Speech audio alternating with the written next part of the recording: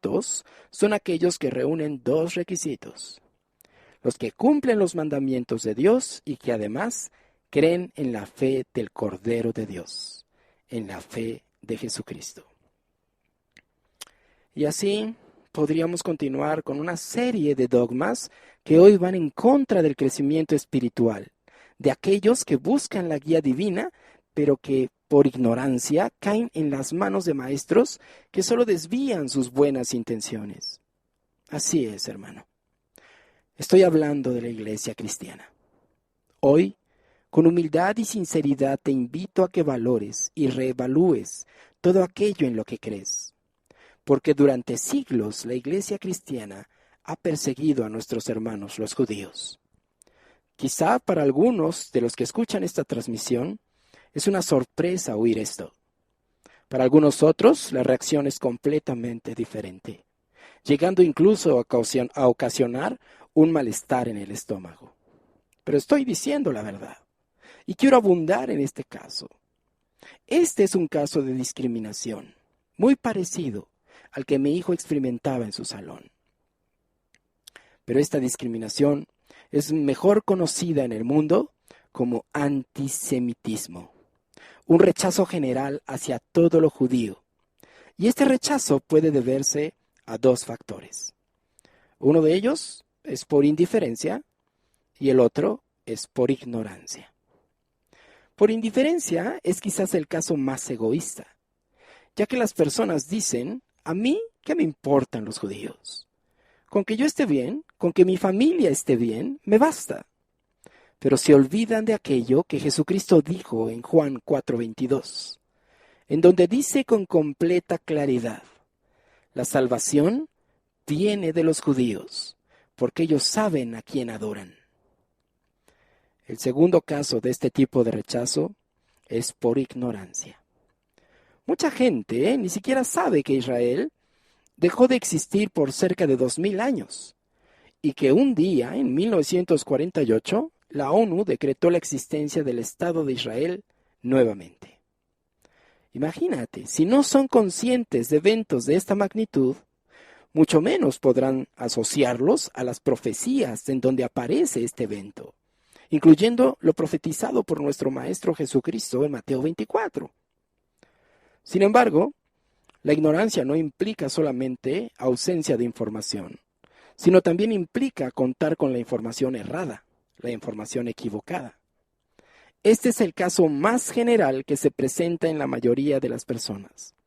La mala interpretación de versículos aislados han hecho que las personas relacionen a los judíos con comportamientos reprobatorios.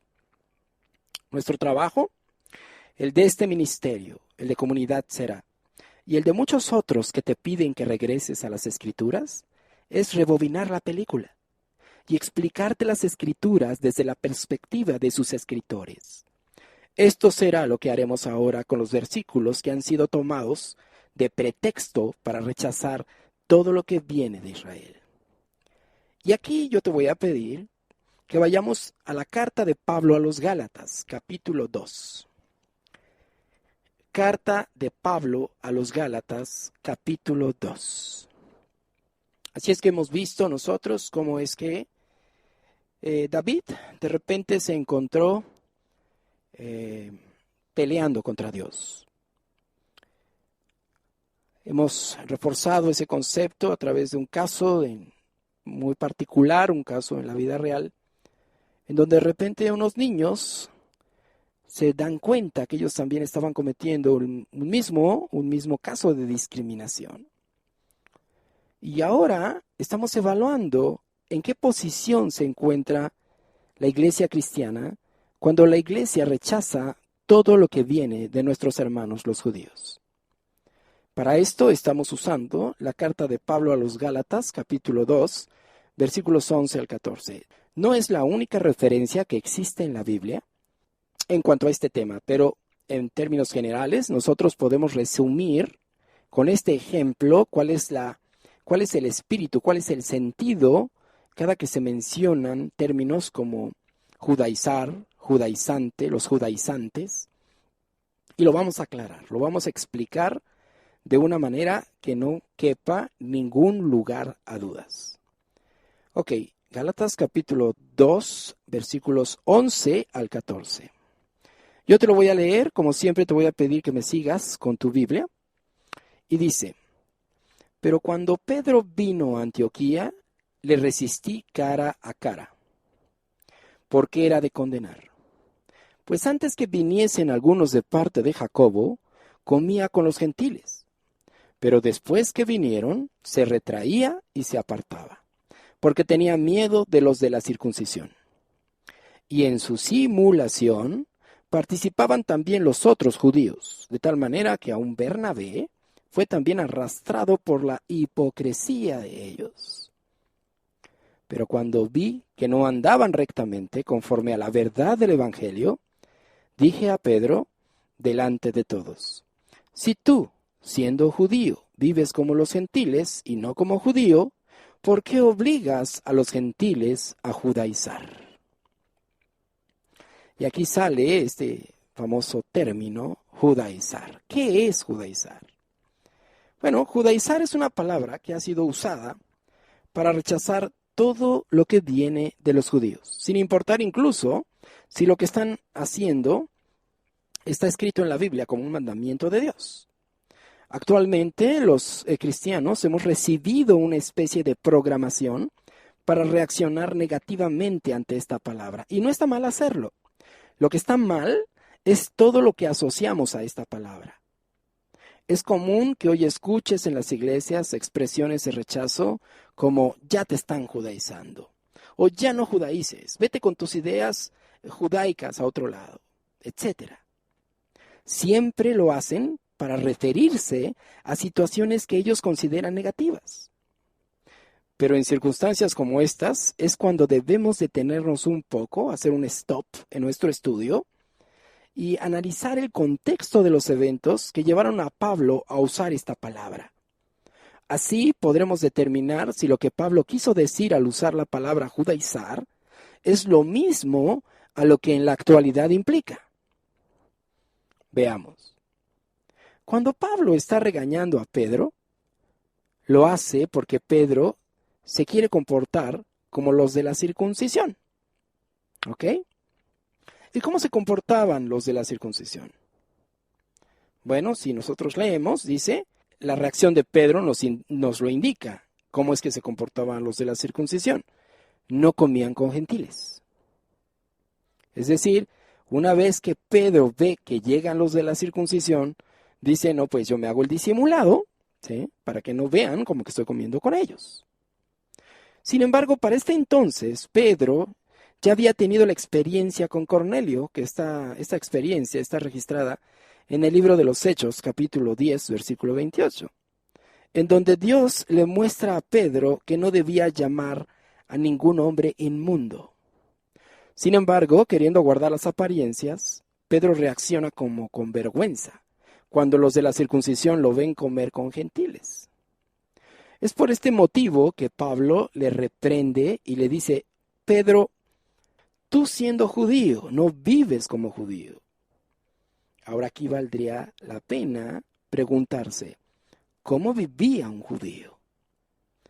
Un judío acostumbraba a regir su vida por una tradición, ya no por lo escrito en el Antiguo Testamento, sino por una tradición que había sido el resultado de lo que ellos llamaban la Torá oral. Dentro de los lineamientos que establecía la llamada Torá oral, estaba el no comer con gentiles. Así que Pablo, cuando usa la palabra judaizar, se está refiriendo a la aplicación de la Torá oral. Hoy en día, ¿se aplica igual este concepto judaizar? Pues yo creo que no. Hoy en día se interpreta que Pablo en este pasaje reprende a Pedro por obedecer algún mandamiento del Antiguo Testamento, cosa que no es así. No existe en todo el Antiguo Testamento ningún mandamiento que diga que un judío no puede comer con gentiles. No existe en la Biblia un mandamiento así. Por lo tanto, Pablo no podría estarse refiriendo al hecho de que Pedro estaba obedeciendo un mandamiento y que por eso estaba cometiendo o estaba llevando a cabo un acto judaizante, porque no es así. Ahora, hay una definición bíblica, la misma Biblia se explica sola, y la misma Biblia nos puede ayudar a entender este concepto de judaizar, ¿sí? Para entender la definición de judaizar también es necesario recordar un par de conceptos. Hay que recordar que nosotros venimos de una serie de estudios en donde hemos tocado temas muy, muy importantes para entender la mentalidad de Pablo. Nos hemos dado cuenta que en algún momento Pedro dijo, las cartas de Pablo son muy difíciles de entender, pero están siendo torcidas. Están siendo torcidas tanto las cartas de Pablo como las mismas escrituras, y esto para la propia perdición de aquellos que no están preparados, aquellos que no estudian la Biblia, que no conocen la Biblia. Entonces, en estos estudios que nosotros hemos tenido la oportunidad de profundizar en cómo es que era la cultura de Pablo, sabiendo que Pablo en varias ocasiones se dijo, yo soy fariseo, hijo de fariseos, israelí, de la tribu de Benjamín, circuncidado al 8º día, etcétera, etcétera, etcétera. Y que además de todo Pablo hablaba maravillas de la ley escrita de Dios. Hoy podemos nosotros entender de una manera más profunda sus escritos. Hoy ya no juzgamos a la ligera un escrito en donde se refiere o donde él escribe la palabra ley, ya no automáticamente la asociamos a la ley de Moisés, porque hoy sabemos que Pablo puede estarse refiriendo a dos cosas. Así es que, bueno, si tú en un momento dado no has tenido la oportunidad de escuchar los estudios de Pablo, este es el tercer estudio que tiene que ver con las enseñanzas de Pablo. Si tú no has escuchado los otros estudios, nosotros te invitamos a que los escuches. Y créeme, vas a entender la manera en la que Pablo escribía. Si quizás no en todo, al menos sí vas a entender las partes relevantes, aquellas partes que pueden sacarte de cuestiones doctrinales que son peligrosas hoy en día. Entonces, en estas enseñanzas de Pablo, en estos estudios de Pablo, hemos abundado en una explicación que es bien importante, que tiene que ver con la diferenciación entre lo que es una Torah escrita y lo que es la Torah oral. Nosotros hemos dicho que la Torah escrita son los libros de Moisés, desde Génesis hasta Deuteronomio, y que la Torah oral es una tradición, es decir, todo el pueblo de Israel, dice que Dios, además de entregarle la Torah escrita a Moisés en el monte Sinaí, además oralmente, verbalmente, le transmitió la interpretación de toda la ley. Cosa con la cual, pues, hay personas que están de acuerdo, otras que no están de acuerdo.